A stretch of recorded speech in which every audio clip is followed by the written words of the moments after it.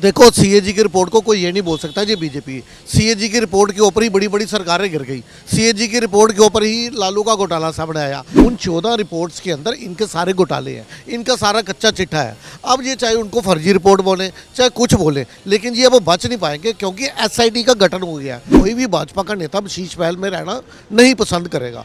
एक तो देखो जी वो मनहूस भी है, बदनाम भी है। नमस्कार, आप देख रहे हैं सौगंध टीवी में, आपके साथ शिवम चौबे। आम आदमी पार्टी की नेता पूर्व मुख्यमंत्री आतिशी ये सवाल खड़े कर रही हैं कि पहली कैबिनेट की बैठक पर जो प्रधानमंत्री ने वादा किया था कि 2500 रुपये हर महिला के खाते में जाएंगे, पहली कैबिनेट में पर जब बातचीत हुई तो मसले कुछ और निकल कर आए, मुद्दे कुछ और उठ कर आए। अब इस चीज़ को लेकर सवाल खड़े किए जा रहे हैं। बताया जा रहा है बीजेपी का इरादा ही नहीं था कभी महिलाओं को 2500 देने का, ये केवल एक चुनावी जुमला था। कुछ लोग मौजूद हैं, अरुणा साहब मौजूद हैं हमारे साथ। अरुणा साहब, क्या कहना चाहेंगे? किस तरीके से बात की जा रही है कि ये केवल ढकोसलेबाजी थी, महिलाओं को कभी 2500 देने का इरादा था ही नहीं, क्या कहेंगे इस पर? देखिए सर, ये इन्हें क्या लग रहा है कि मोदी जी की जो प्रॉमिस हैं वो सब एक एक करके पूरे होने जा रहे हैं, लेकिन ये अपनी प्रेस कॉन्फ्रेंस करने की आदत से ना ये अपनी वो आदत छोड़ नहीं पा रहे। जब ये सत्ता में थे आपको मालूम है कुछ नहीं करते थे, सुबह उठते ही बारी बारी इनके सभी नेता आकर प्रेस कॉन्फ्रेंस करते थे। अब इनकी वही आदत बनी हुई है, प्रेस कॉन्फ्रेंस करो। देखो 8 मार्च की बात बोली हुई है, अभी 8 मार्च आई नहीं है और इन्हें यह लग रहा है कि एक ही दिन, देखो जुम्मा 3 दिन ही हुए मुख्यमंत्री को बने हुए, और जहाँ पे इनके मुख्यमंत्री को बने 3 साल पूरे हो चुके हैं, वहाँ पे महिला के अकाउंट में 1000 रुपये का वादा करके 1 रुपया नहीं डाला। वहाँ का वादा पूरा नहीं कर पा रहे, 3 साल हो गए। यहाँ भी 3 दिन नहीं हुए मुख्यमंत्री बने हुए, यहाँ पे कह रहे हैं कि 2500 रुपये कब दोगे, 2500 रुपये कब दोगे। 8 मार्च की बात है, 8 मार्च के बाद ये चाहें तो ये इस तरह का बात उठा सकते हैं। विपक्ष में है, इनका काम है कि हाँ जो प्रॉमिस सरकार ने करे हैं, बीजेपी ने करे हैं, उसके बारे में आप सवाल पूछो।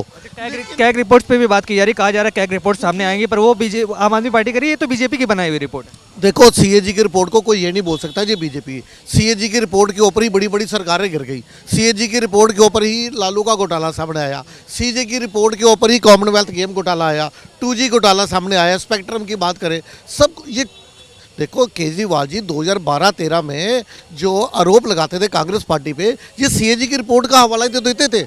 अब जब अपनी बारी आई तो इन्होंने 14 सीएजी रिपोर्ट जो है वो 3 वर्षों से पेश नहीं करी सदन में। सुप्रीम कोर्ट, हाई कोर्ट से फटकार लगी, फिर बीजेपी सुप्रीम कोर्ट तक गई, सुप्रीम कोर्ट से भी बार बार इन्हें फटकार लगी कि आप इनको समय रहते टेबल क्यों नहीं कर रहे। लेकिन उन 14 रिपोर्ट्स के अंदर इनके सारे घोटाले हैं, इनका सारा कच्चा चिट्ठा है। अब ये चाहे उनको फर्जी रिपोर्ट बोले चाहे कुछ बोले, लेकिन ये अब बच नहीं पाएंगे क्योंकि एसआईटी का गठन हो गया है। एसआईटी जो है वो इनके हर एक विभाग के अंदर जो जो घोटाले हुए हैं उसकी जांच करेगी। सीएजी की रिपोर्ट जो है वो 27 तारीख को सदन के अंदर पेश होगी।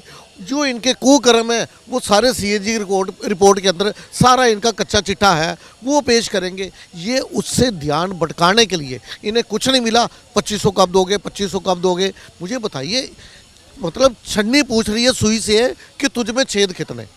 पहले आप अपने, इन्होंने पहले 1000 रुपये देने का वादा किया था दिल्ली की जनता को, वो पूरा नहीं कर पाए। फिर इन्होंने को जब अपनी कुर्सी खिसकती दिखी तो इन्होंने कहा हम अब 2100 रुपये देंगे जी। लेकिन इन्हें भी मालूम था कि चाहे ये 2100 की बात कर रहे हैं, चाहे 3100, चाहे 5100, ना 9 मन तेल होगा, ना राधा नाचेगी। इनके अपने ही आंकड़े बता रहे थे कि ये बुरी तरह हारने जा रहे हैं दिल्ली से।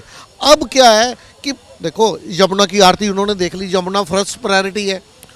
सीएजी की रिपोर्ट देखो, इनको भाजपा को अपने प्रॉमिसेस भी पूरे करने हैं और इनके जो घोटाले जो किए हुए हैं जो उसको भी उजागर करना है, दोनों काम करने हैं। शीश महल पर जो निर्णय लिया जा रहा है उस पर क्या कहेंगे? बहुत अच्छा, जो हमारी माननीय मुख्यमंत्री जो बनी है रेखा गुप्ता जी, उन्होंने बोला मैं शीश महल में नहीं रहूंगी, और इवन की कोई भी भाजपा का नेता शीश महल में रहना नहीं पसंद करेगा।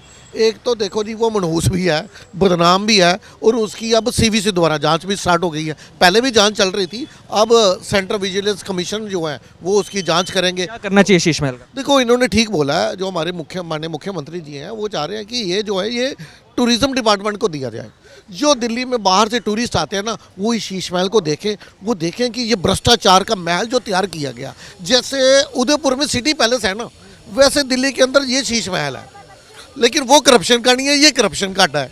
ये तो दूसरे नेता भी इससे सबक सीखें कि किस प्रकार से एक नेता ने दिल्ली के जनता के टैक्स पेयर के पैसे को आग लगाई और इतना बड़ा भ्रष्टाचार का महल खड़ा कर लिया, और कैसे उसके बाद जनता ने उनको बुरी तरह से नकार दिया। ये दूसरे नेताओं के लिए भी सबक है।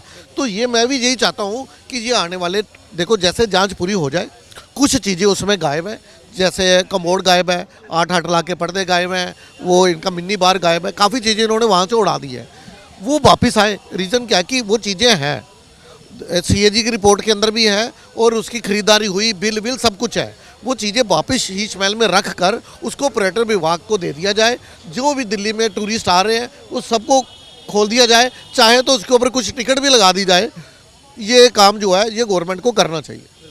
तो जिस तरीके से आप देख रहे हैं जनता के विचार क्या है, कैग रिपोर्ट्स को लेकर जो तमाम सवाल किए जा रहे हैं, जो क्वेश्चंस उठाए जा रहे हैं कि किस तरीके से भाजपा ने कैग रिपोर्ट तैयार की है, कहीं ना कहीं जनता उस पर अपनी मुहर नहीं लगाते हुए दिखाई दे रही है और बता रही है कि जो भी कुछ घोटाले या जो भी कुछ खरीदारी हुई है पिछली सरकारों में, उसकी रिपोर्ट तो आनी चाहिए और सबके सामने प्रस्तुत करनी चाहिए। तो आप क्या विचार रखते हैं, कमेंट्स में लिख डालिए और तमाम ऐसी खबरों के लिए बने रहें।